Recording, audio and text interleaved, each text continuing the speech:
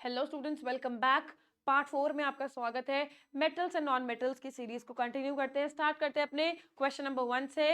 देखते हैं अपना आज का first question.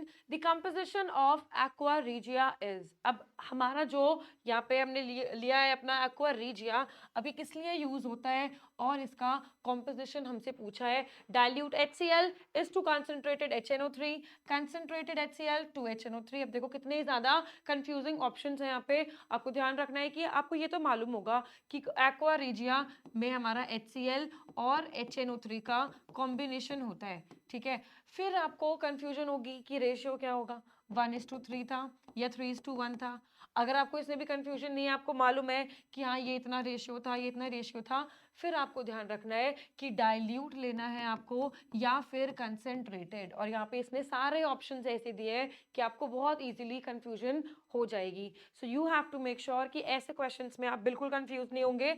You have to be very ready कि डाइल्यूट HCl है, नहीं होता dilute HCl। Concentrated HCl, dilute HNO3 नहीं होता। दोनों हमारे जो एसिड्स है वो कैसे होते हैं, कंसंट्रेटेड में प्रेजेंट होते हैं। Okay, so again we have the option concentrated HCl with concentrated HNO3। बिल्कुल ठीक बात है। और HCl रहता है 3 रेशियो में, हमारा नाइट्रिक एसिड रहता है 1 रेशियो में। सो 3:1 का हमारा रेशियो रहता है। HCl is to HNO3, that to concentrated.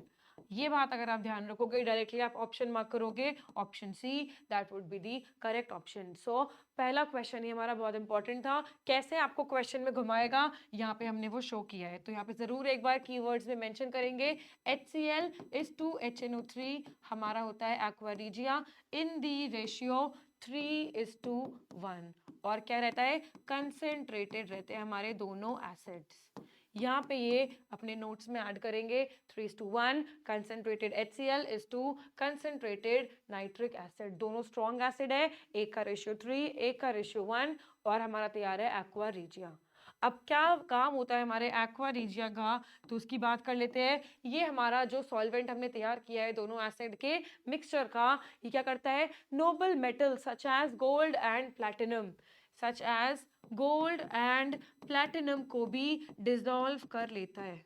Okay, तो कभी भी अगर हम पूछते हैं कि जो हमारे नोबल मेटल्स हैं सच एज गोल्ड, ये रिएक्शंस नहीं दिखाते, तो क्या ये कभी भी रिएक्शन नहीं दिखाएंगे किसी के साथ? नहीं। हमारे पास क्या है, एक्वा रीजिया है, जिसे हम क्या बोलते हैं, रॉयल वाटर का भी नाम दे देते हैं। तो यहाँ पे दूसरा पॉइंट ऐड करेंगे, it is also known as the royal water. ठीक है, तो हम डिस्कस कर रहे हैं एक इंपॉर्टेंट क्वेश्चन, उससे रिलेटेड जितने भी क्वेश्चंस हमारे हो सकते हैं यहाँ पे वो भी हम देख के चलेंगे। So I hope first question clear होगा। चलिए नेक्स्ट क्वेश्चन है हमारा। If copper is kept in air it slowly loses its shining brown surface and gains a green coating, it is due to the formation of copper sulphate, copper carbonate, copper nitrate और copper oxide. अब ध्यान रखना है ये question similar है। इसने आपसे directly क्या नहीं पूछना चाहा, इसने नहीं पूछना चाहा कॉपर का रस्टिंग, वरना क्वेश्चन ये भी आ सकता था डायरेक्टली कि कॉपर के रस्टिंग में कौन सा कलर होता है कॉपर के रस्ट का, या फिर क्या कंपाउंड हमारा यहाँ पे फॉर्म होता है। तो एक ही क्वेश्चन है ये सारे। अब इसको अटेम्प्ट करते हैं। तो हम देखते हैं, जब भी हमारा कॉपर ऑक्सीजन और मॉइस्चर, हमारा कॉपर ऑक्सीजन और मॉइस्चर के कांटेक्ट में आता है और थोड़ी सी कार्बन डाइऑक्साइड भी प्रेजेंट होती है, तो हमारा जो यहाँ पे रस्टिंग का कंपाउंड बनता है that is copper carbonate, that is basic. ठीक है, ये हमारा कंपाउंड फॉर्म होता है जिसे हम क्या बोलते हैं, बेसिक कॉपर कार्बोनेट। और इसी को ही हम क्या बोलते हैं, दिस इज आर रस्ट। ठीक है, ये जो हमारा कंपाउंड बना है ये हमारा कैसा होता है, ग्रीन कलर का यहाँ पे रस्ट आता है।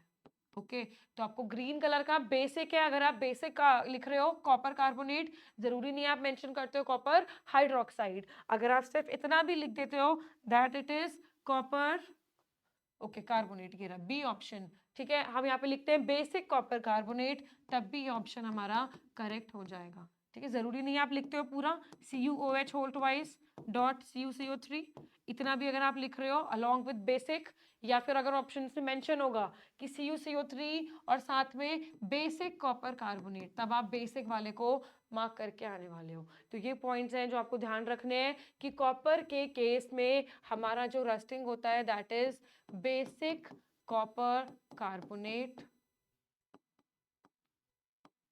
जिसको हम किससे रिप्रेजेंट करते हैं, CuOH whole twice dot CuCO3, और इसका जो कलर होता है वो क्या होता है, इसका कलर ग्रीन कलर का ये होता है। ओके, ग्रीन कलर का रस्ट होता है इन केस ऑफ कॉपर। ठीक है, कॉपर ऑक्साइड तो वैसे भी ब्लैक कलर का होता है, ये तो नहीं हो सकता। कॉपर नाइट्रेट भी नहीं होता, कॉपर सल्फेट भी नहीं होता, वो भी ब्लू कलर का सब्सटेंस फॉर्म होता है। तो ये क्वेश्चन था हमारा कॉपर की रस्टिंग से। ऐसे भी क्वेश्चन पुट अप हो सकता है, क्वेश्चन ऐसे भी पुट अप हो सकता है। So you have to keep many things in your mind related to this topic. So एक ही क्वेश्चन था, अगेन इंपॉर्टेंट कॉन्सेप्ट है, बिल्कुल यहाँ पे ये सारी चीजें ध्यान रखनी है। नेक्स्ट क्वेश्चन की बात करते हैं। Generally metals are solid in nature, which one of the following metals in liquid state at room temperature? कौन सा मेटल है जो कौन सी स्टेट में मिलता है, लिक्विड स्टेट में मिलता है at room temperature only.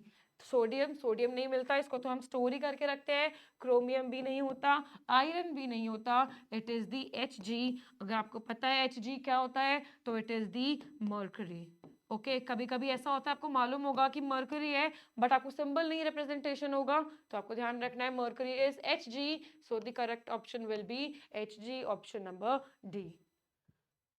Clear हो गए सारे क्वेश्चंस? चलिए बात करते हैं नेक्स्ट क्वेश्चन की। An element A is soft and can be cut with a knife, this is very reactive to air. अच्छा, मेटल की बात हो रही है कि जो हमारा मेटल है वो बहुत सॉफ्ट मेटल है और इसे हम नाइफ से कट कर सकते हैं। ऑल्सो अगर हम उसे ओपन एयर में रखते हैं तो it is very reactive, it reacts vigorously with water. The element from the following is dash। कौन कौन से ऑप्शंस है, sodium, calcium, magnesium and phosphorus. तो हमें पता है कि ऐसे सॉफ्ट मेटल्स के जो हमारे एक्सेप्शंस है, we know that metals are usually hard, but ऐसे metals जो क्या है सॉफ्ट है, that is sodium and potassium। Options में मैग्नीशियम नहीं, हमारे पास सोडियम है, so option correct is the option number B, sodium. Sodium क्या करता है, इतनी विगरस रिएक्शन करता है जब हम उसे एयर या फिर वाटर में रिएक्शन करने ले जाते हैं। तो आई होप क्वेश्चन सारे क्लियर है यहाँ पे। चलिए चलते हैं अपने नेक्स्ट क्वेश्चन पे।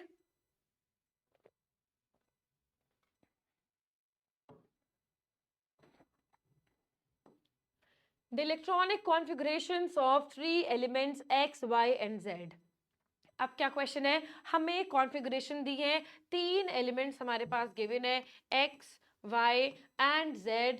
Which of the following is correct? अब ना हमारे पास कॉन्फ़िगरेशन है X की, Y की और Z की। कॉन्फ़िगरेशन देख के हमें बताना है कि कौन सा स्टेटमेंट यहाँ पे करेक्ट स्टेटमेंट होने वाला है। सो X इज 2,8, कॉन्फ़िगरेशंस लिख रहे हैं 2,8। Y की कॉन्फ़िगरेशन है, ऐसे क्वेश्चंस में पेशेंटली आपको आराम आराम से पहले कॉन्फ़िगरेशन लिखनी है, अपनी इंफॉर्मेशन जो आपको मालूम है वो लिख लो पहले साइड बाय साइड, फिर आप इनकी स्टेटमेंट्स को रीड करेंगे। ओके ठीक है, Z की बात करते हैं। Z is 2,8,2। अब बात करते हैं यहाँ पे X, Y, Z में हमसे पूछता है क्या X एक मेटल है। देखो X की कॉन्फ़िगरेशन है 8, अगर वैलेंस इलेक्ट्रॉन 8 हो जाते हैं तो कभी मेटल होगा क्या, कभी भी मेटल नहीं होगा, नॉन मेटल भी नहीं होगा, ये क्या होगा हमारा, ये तो इनर्ट हो जाएगा, this is inert noble gas. ठीक है, नोबल गैस कॉन्फ़िगरेशन है तो it is not a metal, गलत बात है बिल्कुल। Y is a metal, Y की कॉन्फ़िगरेशन चेक करते हैं। हमें पता है व्हेनेवर दी वैलेंस शेल, ये जो हमारा वैलेंस शेल है इसमें 1, 2 या फिर 3 इलेक्ट्रॉन्स प्रेजेंट होते हैं तभी ये हमारा क्या कहलाएगा, मेटल कहलाएगा। तो Y इज अ मेटल, बिल्कुल बेकार बात है, करेक्ट ऑप्शन नहीं है ए भी या बी भी नहीं है। ठीक है, X भी मेटल नहीं है और Y भी मेटल नहीं है। तीसरा स्टेटमेंट बोलता है क्या Z एक नॉन मेटल है। Z की कॉन्फ़िगरेशन देखते हैं 2, 8, 2, ये तो मेटल की कॉन्फ़िगरेशन है। यहाँ पे 6, 7, 5, 6 या 7 इलेक्ट्रॉन्स हमारे पास होते हैं तो हमारा क्या होता है, नॉन मेटल कहलाता है। तो ये तो हमारा क्या है, मेटल है, तो Z is a non metal, बिल्कुल गलत बात है। तो ऑप्शन करेक्ट क्या हो गया, डी ऑप्शन करेक्ट हो गया। ठीक है, अब देख लेते हैं कैसे डी ऑप्शन यहाँ पे करेक्ट होता है हमारा। Y is a non metal, देखो यहाँ पे 7 कॉन्फ़िगरेशन है, तो पक्का ये क्या है, एक नॉन मेटेलिक कॉन्फ़िगरेशन है इसकी, है ना। और हमारा Z क्या है, Z एक मेटल है, तो बिल्कुल ठीक है, यहाँ पे 2 कॉन्फ़िगरेशन है इसकी वैलेंस शेल की, तो हमारा Z क्या हो जाएगा, मेटल। देखो Z की कॉन्फ़िगरेशन है लास्ट में 2, तो Z एक मेटल है, बिल्कुल ठीक बात थी। यहाँ पे Y की कॉन्फ़िगरेशन में 7 है, तो 5 6 7, Y is a non metal. तो option correct is the option number D option which is the correct. कैसे हमें पता चला है यहाँ पे, क्योंकि जो हमारा मेटल्स होते हैं, मेटल्स के पास देयर आर 1 2 और 3 electrons in their valence shell. और अगर हम बात करते हैं किसकी, अपने नॉन मेटल्स की, तो नॉन मेटल्स के पास हमारे 5 6 7 इलेक्ट्रॉन्स होते हैं, तो वो हमारा क्या होता है, नॉन मेटल्स की कैटेगरी में आता है। सो बेसिक क्वेश्चन था, ऐसे क्वेश्चन को आप बिल्कुल कंफ्यूज नहीं करेंगे, सिंपल क्या लिखो, कॉन्फ़िगरेशंस लिख लो, अपने ऑप्शंस करेक्ट देखो, अपनी इंफॉर्मेशन से आप करेक्ट ऑप्शन मार्क करेंगे, you can very easily mark the option correct, option D is the correct option. Okay, so this was the 5 questions of our super 5 series part 4। मिलेंगे अपने part 5 6 और 7 में, आगे बढ़िया क्वेश्चन डिस्कस करेंगे। Till then stay tuned, thank you so much.